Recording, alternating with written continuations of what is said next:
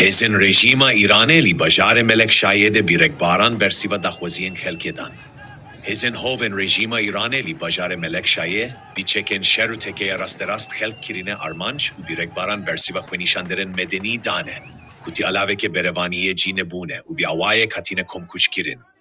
û pêka hinek amran heta yazdeke jî xelkê medenî li encama wan gullereşandinên rejîmê de hatine şehîd kirin. û dehankes jî birîndar bûne ku rewşa wan hêj bi serastî nehatiye zanîn. Li derhek rêjeya şehîdan li bajarê Melekşahiyê çend amarên cuda hatine belavkirine û hinek amaran heş şehîd û hinek amaran yazde şehîd ra gihandine. Li bi tevavî bas jî alozbûna rewşa vî bajarî û cihgirbûna rewşeke tevav şer û milîtarî dikin. û xelkê jî bo berevanîkirin ji canê xwe û malbatên xwe li hember vê hêza hov sekinîne. Li haleke de dehankes jî xelkê medenî bi birîndarî bo nexweşxaneyê hatîbûne veguhastin, rastî destnekeftina xwîn û pizîşkan hatin û hêzên rejîmê hewla rêgirî kirin.